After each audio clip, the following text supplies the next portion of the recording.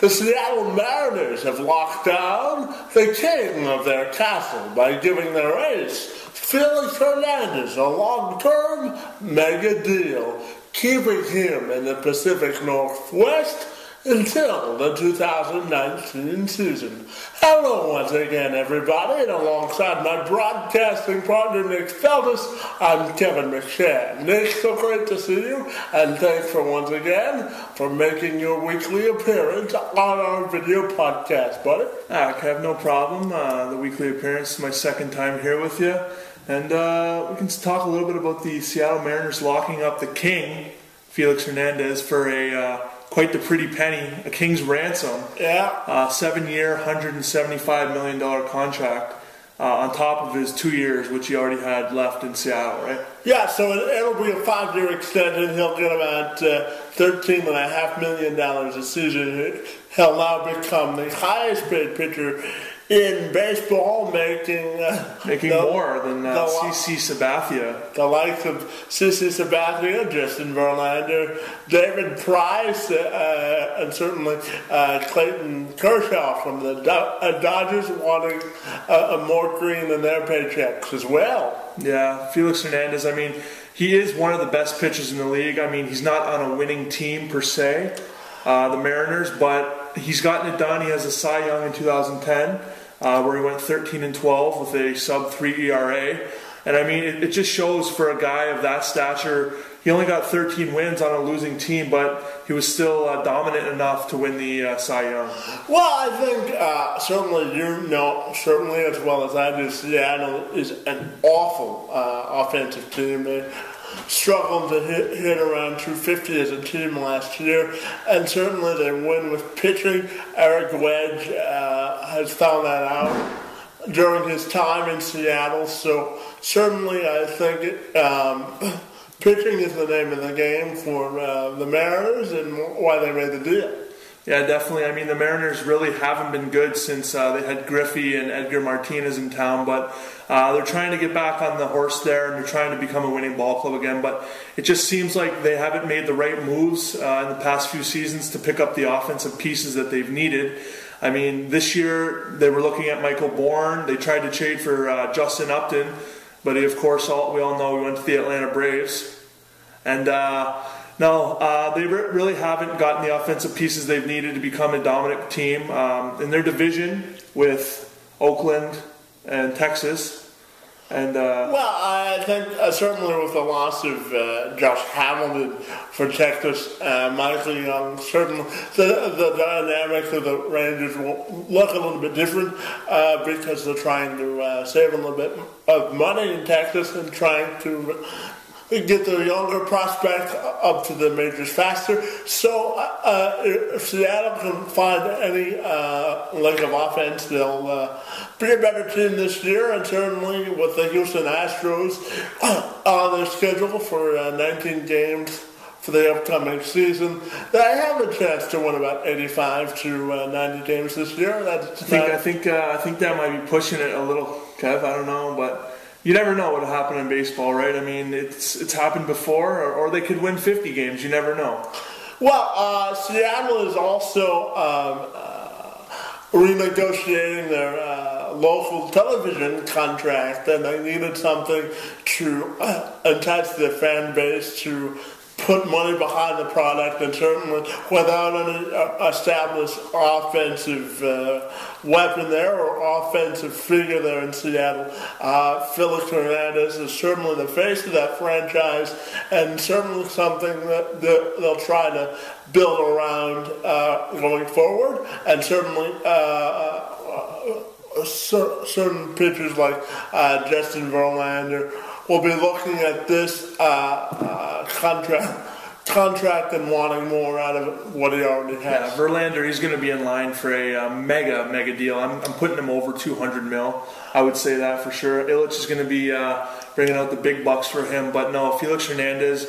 I got to ask you a question, Kev. Do you think Felix Hernandez, I know he's won the Cy Young, he's a dominant pitcher in the league, we all know that, but do you think he is worth $13.5 million, making him the most highest paid pitcher in the league. Your question, buddy, for that market, certainly I think, because when you look at that team, they really don't have any established offensive pieces, as we said, and certainly they win with pitching. They've won with pitching for a while, and they certainly have one of the top 5 pitchers in all of baseball, certainly. And going forward, Felix will act as a centerpiece to what they're trying to build out there in Seattle. Yeah, he's already been the centerpiece for a while there, since pretty much, the keys to the team left few years ago. But one thing I wanted to get at was Felix Hernandez. He's on a losing ball club, as we all know. The one thing that I am not too sure of is, can he by himself make the Seattle Mariners a winning ball club? Oh, well, in baseball, if you don't have pitching, you really don't have anything. But in the same token, if you can't score runs, you won't win games. So we'll see how their offensive lineup comes together in spring training. But certainly, it's a start. Or certainly when you sign, certainly a pitcher to a long-term deal, you worry about the amount of dollars you allocate towards that and the back end or latter half of that contract, because certainly if they don't get any production out of him or much production out of him during the first 5 years of the contract, the final 2 will just be a money pit for Seattle. Yeah, the one thing that I noticed, which we were actually talking about before we started this thing here, we were talking about his age, and we both actually thought he was older than 26. 26 years old. So he's in the prime of his career. Yeah, we looked at his seasons past, and he's never been injured. So taking a risk, giving the guy $13.5 million, he's a pitcher. He pitches 200 plus innings a year. So he's bound to get injured one of these years. It's risky. It really is. Wrapping this up, but I want to go into what this means for the Seattle sports market. Certainly, Seattle was blessed, I guess, with the talents of Russell Wilson for this upcoming year, and with the Thunder now in Oklahoma City. They don't have a basketball team anymore, but that could be changing with Sacramento, possibly coming into that market. They have an investor that's interested in taking the Kings back to Seattle. But so, tell me, how do you think this deal will affect the landscape of the Seattle sports market? Honestly, the Supersonics should have never left Seattle, because they do have a good fan base in Seattle, and then they got the football, which has now reinvented itself, the Seahawks with Russell Wilson. But the Seattle market, for baseball, it was great when the Ken Griffey days and Edgar Martinez days and back in those days, it was very successful. But ever since then, it's kind of died down. But the Seahawks, they've reinvented themselves, like I said. And honestly, if the Kings do move back there for basketball, I think it'll be a good thing. It can't hurt to bring a team back there, because, as I said, there is a great sports base there. So, it's all it should play out well. And as for Seattle themselves, they're going to have to invest some financial backing of dollars into that team in order to make the Felix Hernandez deal stand out, because they need a product to sell to their fan base there. So there is a possibility of a transfer of ownership for that team, majority ownership anyway, to one of the minority owners coming up.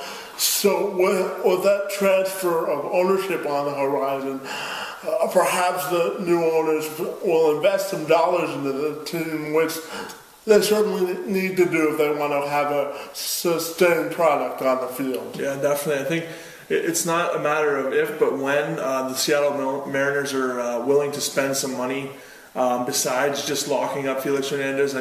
they do have to bring in the offensive pieces if they want to be a winning ball club. And I mean, it's just a matter of if and when. Well, we've come to the end of this edition of our latest video podcast together, Brad. I thank you for joining me once again this week. I look forward to doing it really soon once again. For Nick Felix, I'm Kevin McShan. We thank you for watching, and we'll see you next time. Bye, everybody.